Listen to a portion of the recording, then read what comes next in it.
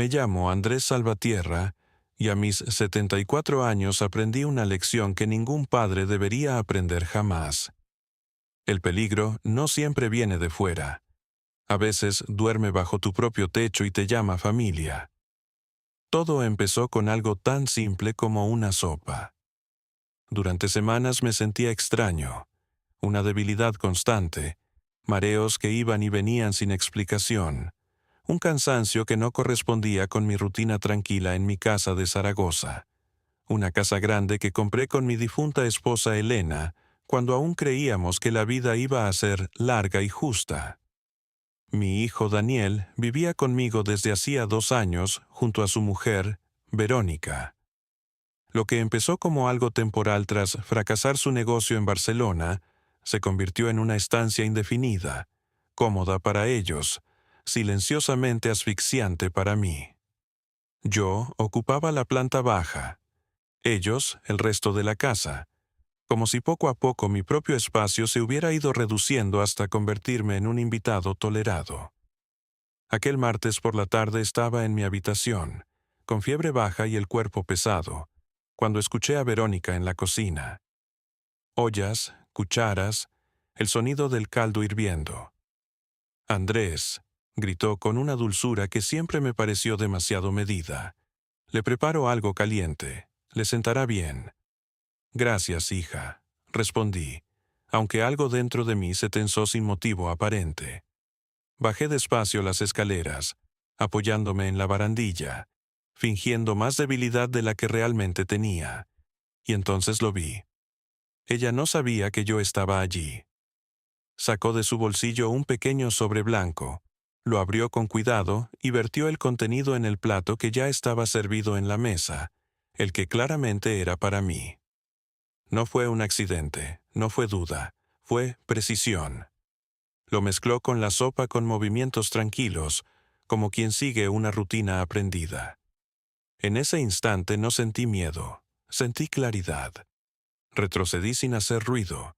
Esperé unos segundos y luego entré como si nada, arrastrando los pies, encorvado, interpretando el papel que ella esperaba.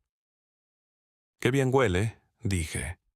Verónica sonrió, esa sonrisa perfecta que nunca alcanzaba sus ojos. «Siéntese, le va a sentar de maravilla». Me observaba con atención, demasiado atento para ser normal. Me senté, miré el plato y luego a ella. «¿No comes conmigo?», pregunté. «Claro, ahora mismo», respondió girándose hacia la encimera. Y ahí tomé la decisión más importante de mi vida. Había 2 platos, uno servido y otro vacío. En cuestión de segundos los intercambié, sin ruido, sin prisa, como si lo hubiera hecho 1000 veces antes.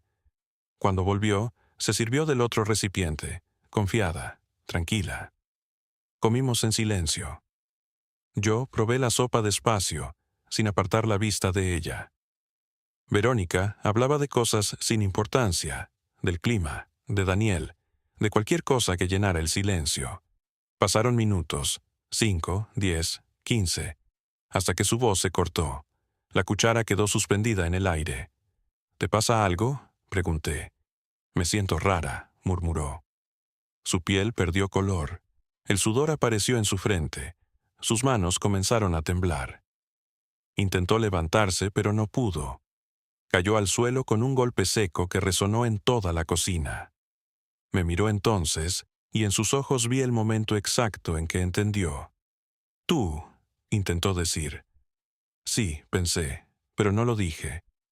Marqué al servicio de emergencias con calma absoluta.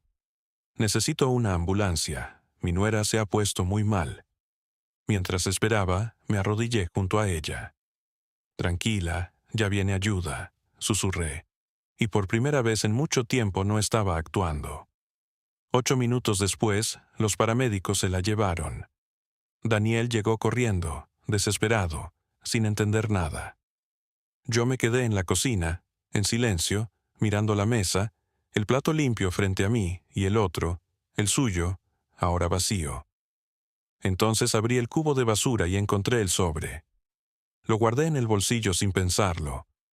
En ese momento supe 2 cosas con absoluta certeza. La primera, que alguien había intentado matarme. La segunda, que yo ya no era el hombre débil que creían. Y lo que ellos no sabían, lo que nadie podía imaginar, es que aquello no había empezado ese día, y que yo llevaba más tiempo del que pensaban preparándome para este momento. Esa noche no dormí. No por miedo, sino porque por primera vez en mucho tiempo todo tenía sentido. Las semanas de debilidad, la fiebre que iba y venía, la sensación constante de estar perdiendo el control de mi propio cuerpo. No era enfermedad, era cálculo, y eso cambiaba todo. Me senté en la cocina, con la luz apagada, observando la mesa donde todo había ocurrido, repasando cada detalle, cada gesto de Verónica, cada palabra demasiado amable, cada mirada que no encajaba. Yo no era una víctima, al menos no ya. Era un hombre que había visto la verdad a tiempo. A las 3 de la madrugada sonó mi teléfono. Era Daniel. «Papá, ¿sigues despierto?» Su voz estaba rota, tensa, como si ya supiera que algo no encajaba. «Sí, hijo», respondí con calma. «¿Cómo está ella?» «Grave», dijeron los médicos. Encontraron una sustancia fuerte en su sangre, algo que no debería estar ahí. Hizo una pausa, como si las palabras pesaran más de lo que podía cargar. «Papá, ¿tuviste algo raro?» Cerré los ojos un segundo. Este era el momento. Vi muchas cosas raras últimamente, hijo. Demasiadas. Del otro lado hubo silencio. Un silencio largo, incómodo, que decía más que cualquier confesión. «Voy para casa mañana», dijo al final. «Tenemos que hablar». «Claro, aquí te espero». Colgué sin añadir nada más. Sabía que no vendría solo a hablar. Vendría a medir, a observar, a decidir de qué lado ponerse. A la mañana siguiente, el sonido del timbre rompió el silencio de la casa. No era Daniel. Eran 2 agentes. Un hombre mayor, de rostro cansado y mirada firme, y una mujer joven, atenta, de movimientos precisos. «Policía Nacional», dijeron al mostrar sus placas. «Necesitamos hacerle unas preguntas, señor Salvatierra». Les abrí la puerta sin dudar. «Adelante».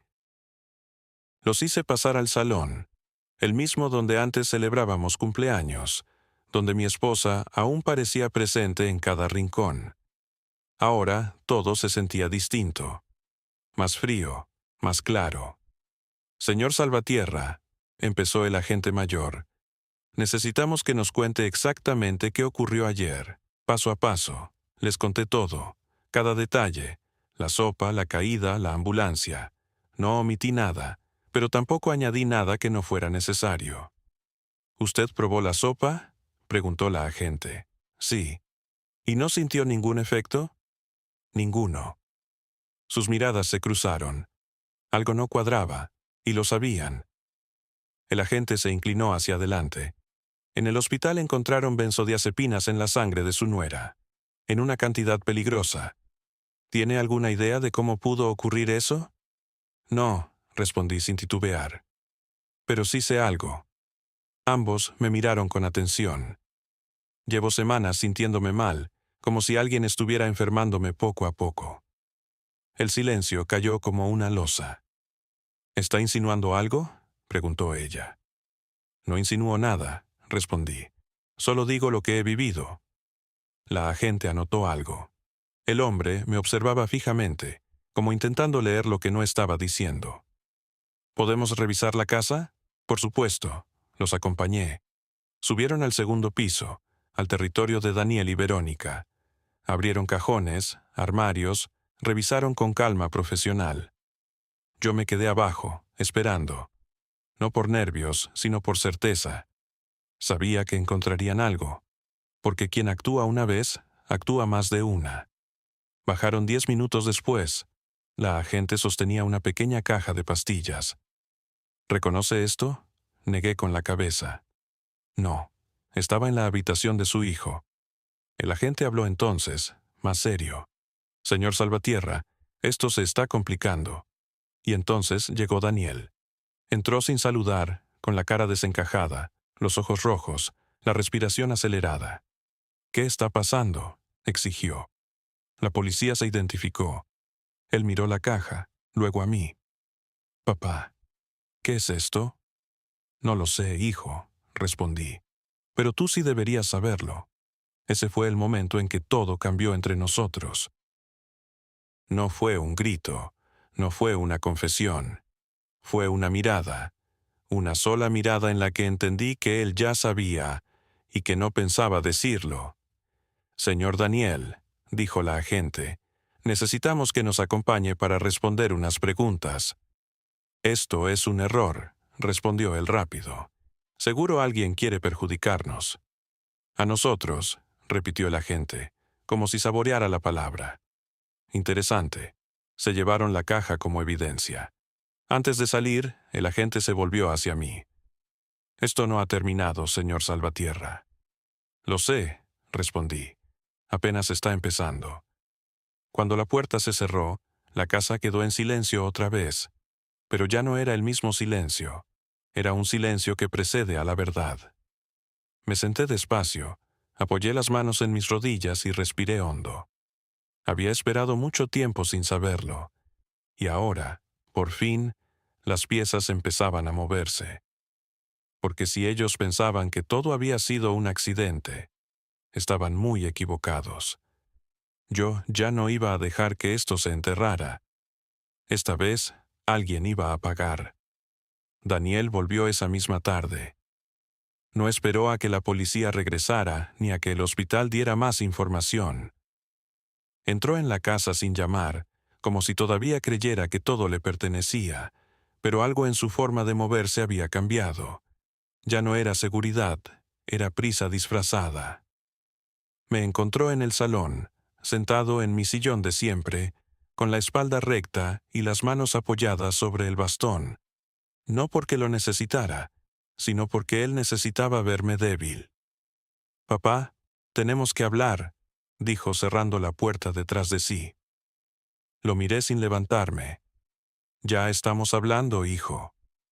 Tragó saliva, se pasó la mano por el cabello y empezó a caminar de un lado a otro, evitando mi mirada. «Esto se está saliendo de control, la policía, el hospital. Esto no debería haber pasado así». «Así», repetí lentamente, como si la palabra tuviera otro significado. «¿Cómo debería haber pasado, Daniel?» Se detuvo en seco. Durante un segundo pensé que lo diría, que soltaría la verdad de golpe, pero no. Eligió el camino fácil. «No lo sé», respondió, «pero todo esto es un error. Verónica jamás haría algo así». Sonreí apenas, una sonrisa leve, casi imperceptible. «¿De verdad quieres sostener eso?» Él me miró entonces, por primera vez directamente. En sus ojos había miedo, pero también cálculo. Necesitaba saber cuánto sabía yo. «Papá», bajó la voz, «esto nos puede destruir a todos». «A todos», repetí, otra vez. Siempre el plural cuando la culpa pesa demasiado. Caminó hacia mí, se inclinó un poco, intentando recuperar el tono cercano. «Lo importante ahora es que mantengamos esto dentro de la familia, que no se haga más grande, que no llegue a juicio». Lo escuché en silencio. Cada palabra confirmaba lo que ya sabía. No estaba preocupado por mí.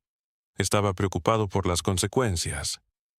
«¿Y cómo propones hacer eso?», pregunté con calma. Daniel dudó apenas un segundo. «Yo puedo hablar con los médicos, con la policía, decir que fue una confusión, que Verónica tomó algo por error, que nadie tiene la culpa». «Nadie», repetí, «ni siquiera la persona que puso el veneno en la sopa». Apretó los dientes. «No uses esa palabra», dijo en voz baja. «Veneno suena a intención». «¿Y no la hubo?», pregunté sin apartar la mirada. El silencio que siguió fue la respuesta más clara que había tenido en toda mi vida. Daniel bajó la vista. Durante unos segundos pareció un niño otra vez, pero no era arrepentimiento lo que lo encogía, era miedo. «Papá», susurró, «esto se salió de las manos. La idea no era... se detuvo. Demasiado tarde». «La idea», repetí. «Así que había una idea. Levantó la cabeza de golpe. No, no, yo no dije eso. Claro que lo dijiste, hijo. Y no hace falta que termines la frase. Ya la conozco. Nos quedamos en silencio. Un silencio pesado, definitivo. Entonces me levanté despacio. Él dio un paso atrás instintivamente. No porque yo fuera una amenaza, sino porque ya no me reconocía. ¿Sabes qué es lo más triste, Daniel? Dije con voz firme. No es que quisieras mi casa, no es que quisieras mi dinero. Es que pensaste que yo no iba a darme cuenta. Eso fue lo que realmente te hizo perderlo todo. Sus ojos se llenaron de lágrimas. No quería que pasara así, repitió. Nadie quiere que lo atrapen, hijo. La frase cayó como una piedra. Él se quedó inmóvil. Por primera vez no tuvo nada que responder. En ese momento sonó mi teléfono. Era un número desconocido. Contesté sin apartar la vista de él. Señor Salvatierra, habló una voz al otro lado. Soy el doctor Herrera del hospital. Su nuera ha despertado. Está estable, pero hay algo que debe saber. Daniel se tensó. Su respiración cambió.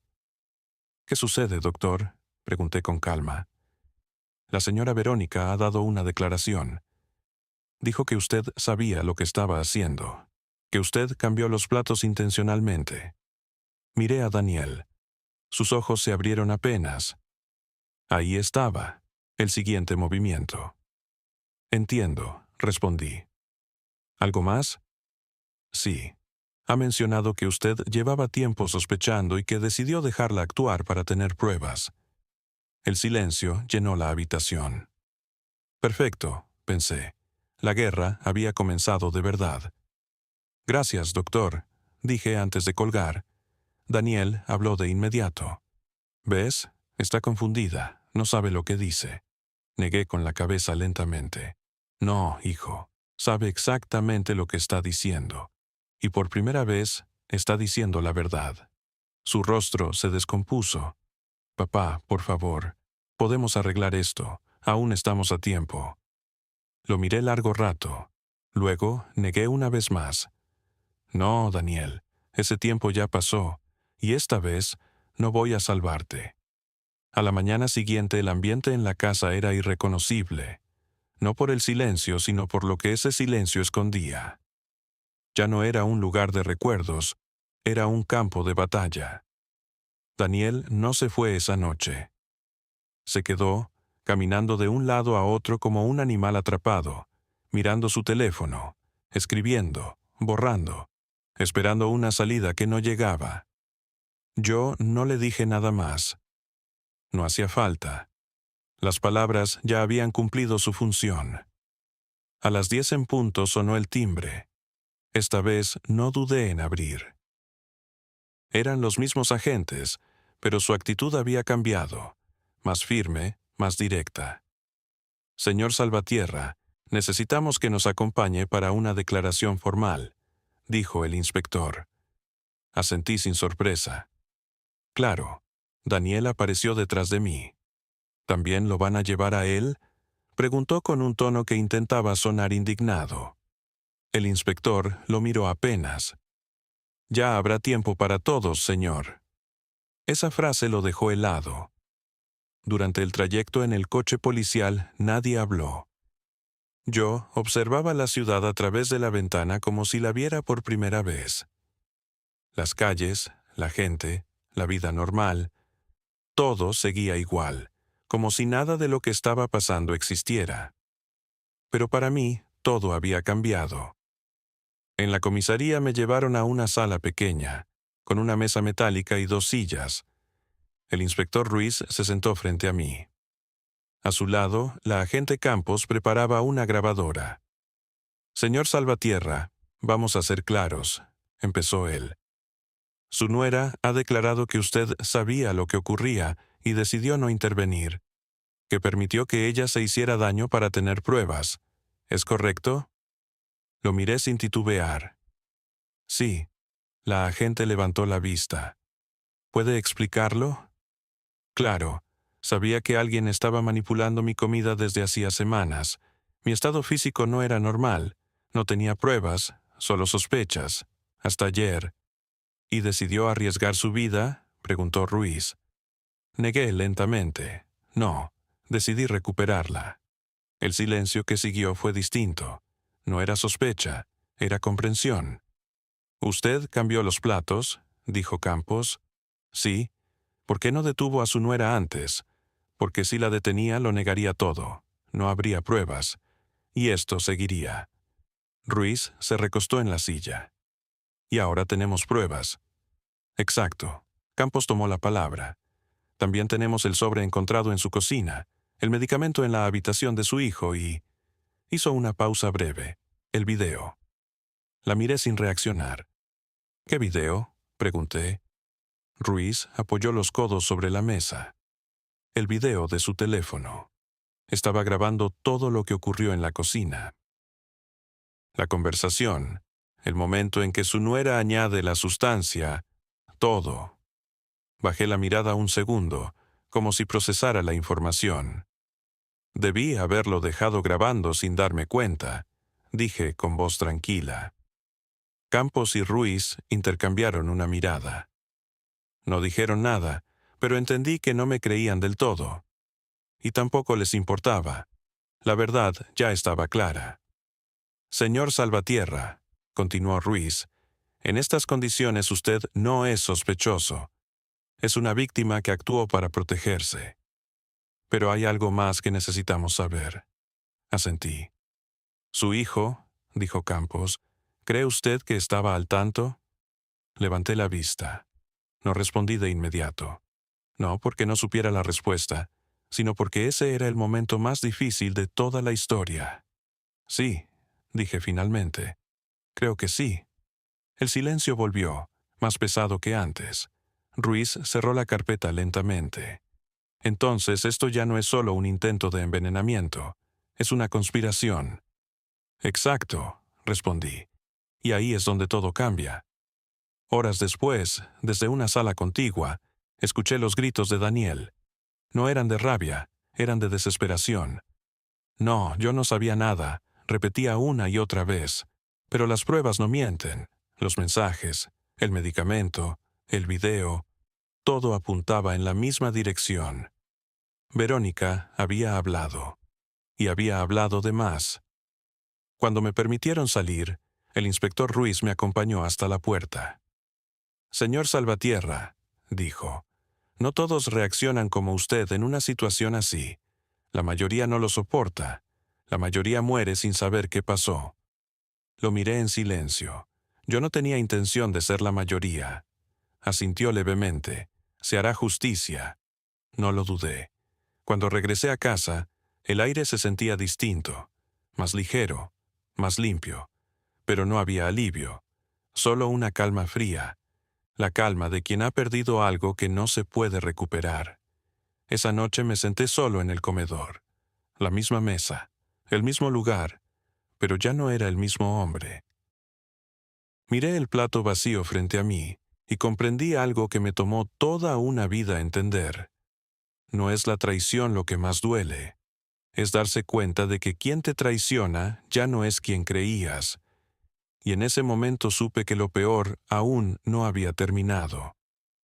Porque la justicia no siempre cierra heridas. A veces solo las deja al descubierto. El juicio fue rápido, pero no fácil. No por falta de pruebas, sino por lo que esas pruebas significaban. No era solo un intento de asesinato. Era una familia desmoronándose delante de todos. Me senté en la sala con la espalda recta, sin mirar a nadie, sintiendo sobre mí las miradas de curiosidad, de juicio, de morbo. Verónica estaba pálida, mucho más delgada, con esa misma mirada que antes confundía con seguridad y que ahora solo mostraba vacío. Daniel estaba a su lado, irreconocible, como si en unos meses hubiera envejecido años. Cuando comenzó la audiencia, el fiscal no necesitó levantar la voz. Tenía todo. El informe médico, el análisis de la sustancia, el sobre, el frasco encontrado en su habitación, los mensajes y el video. Ese video que cerraba cualquier duda. Se proyectó en la sala. Nadie habló, nadie se movió. Se veía a Verónica en la cocina, sacando el sobre, vertiendo el contenido en la sopa, removiendo con calma, hablando de ingredientes especiales. Se veía todo. Y por primera vez no había forma de negarlo. El abogado de Daniel intentó algo débil, una versión desesperada. Dijo que su cliente no sabía, que había sido manipulado, que no había intención directa. Pero entonces mostraron los mensajes. ¿Cuánto falta? Pronto. Esta casa será nuestra. Las palabras pesaron más que cualquier argumento. Verónica habló. No lloró, no pidió perdón. Solo explicó el plan con una frialdad que dejó a todos en silencio. Dijo que yo ya había vivido suficiente, que la casa estaba desperdiciada en mí, que ellos merecían esa vida. Daniel intentó mirarme. Yo no le devolví la mirada. Ya no éramos lo mismo. Cuando llegó el momento del veredicto, la sala estaba en silencio absoluto. Verónica fue condenada a 12 años por intento de homicidio con premeditación. Daniel a 8 años como cómplice. No hubo sorpresa. Solo ese silencio que llega cuando la verdad finalmente se impone. Los vi llevarse a ambos esposados. Verónica no miró atrás. Daniel sí. Sus ojos buscaban algo en mí. Tal vez perdón, tal vez una señal. No encontró nada. No porque no sintiera, sino porque ya no tenía nada que darle. Los meses pasaron. La casa volvió a quedarse en silencio. Pero no era el mismo silencio de antes. Este no era vacío, era paz. Una paz distinta, más dura, más consciente. Un día recibí una carta desde prisión. Era de Daniel. La abrí sin prisa. Decía que había tenido tiempo para pensar, que entendía lo que había hecho, lo que había permitido, que no esperaba perdón. Solo quería que yo supiera que lo veía claro ahora, que había sido débil, que había elegido el camino fácil, que había traicionado no solo a su padre, sino a sí mismo. Doblé la carta y la guardé. No respondí. Algunas palabras llegan demasiado tarde. Pasaron 6 años. Daniel salió en libertad condicional. Verónica seguía dentro. Un día apareció en la puerta de la casa. No entró, no se atrevió. «Papá», dijo desde fuera. «¿Puedo pasar?» Lo miré largo rato. No. Se quedó quieto. Asintió despacio. «Lo entiendo. Solo quería decirte que lo siento. Estoy trabajando. Tengo mi propio dinero. Estoy intentando hacerlo bien». Asentí. «Está bien». Hubo un silencio incómodo. Entonces preguntó lo único que realmente necesitaba saber. «Tú lo sabías, ¿verdad? Lo de la sopa. Antes de que pasara. Sí. ¿Por qué no me detuviste?» Lo miré con calma. «Porque necesitabas aprender lo que significa ser traicionado por tu propia familia». Sus ojos se llenaron de lágrimas. «Yo ya lo aprendí, papá. Tarde, pero lo aprendí. Me alegra». Hubo otra pausa. «¿Algún día podrás perdonarme?» «Tal vez», respondí. «O tal vez no. Y eso también tendrás que aprender a aceptarlo». Se fue sin insistir. No volvió durante 2 años. Hoy tengo 80 años. Él viene una vez al mes. No entra a la casa. Nos sentamos fuera. Hablamos poco. Es una relación distinta, sin mentiras, sin ilusiones, sin confianza completa, pero real. Cambié mi testamento. La casa no será suya. Será de una fundación para personas mayores que, como yo, un día descubrieron que la soledad duele menos que la traición. Se lo dije. Asintió. «Es justo», respondió. «Es más de lo que merezco. Tal vez tenga razón». Cada vez que vuelvo a sentarme frente a un plato de sopa recuerdo ese día. El día que cambié los platos. El día que mi nuera se envenenó a sí misma. El día que salvé mi vida y perdí a mi hijo. Y con los años entendí algo que nadie te enseña cuando eres padre. El amor no te obliga a quedarte donde te destruyen. Y la familia que desea tu final, no merece tu herencia. Merece la verdad.